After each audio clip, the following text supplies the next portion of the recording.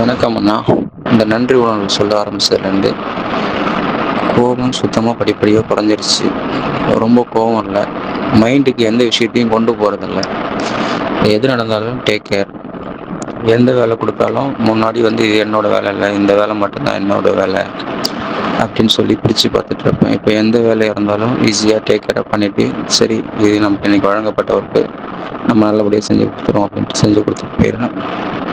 So அதனால் மனசு அமைதியாக இருக்குது, ஒரு தெளிவு கிடைச்சிருக்கு, எனக்கு ஒரு சில புரிதல்கள் கிடைச்சிருக்கு. எல்லாருக்கும் நன்றி உணர்வு சொல்கிறதுனால சட்டுன்னு இப்போ எனக்கு ஆப்போசிட்டில் இருக்கிறவங்களும் கொஞ்சம் கோவப்படாமல் நல்ல முறையில் என்கிட்ட பேசிகிட்டு இருக்கிறாங்க.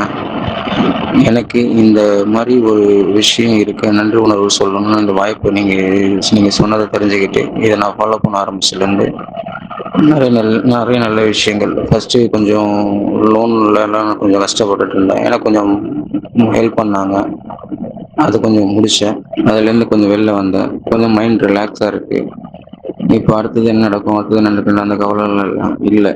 எது நடந்தாலும் நல்ல முறையில் ஏற்றுக்கிட்டு அதன்படியே போய்ப்போம் அப்படின்னு சொல்லிட்டு போயிட்டுருக்கேன். நான் ரொம்ப நிறைவாக இருக்குது.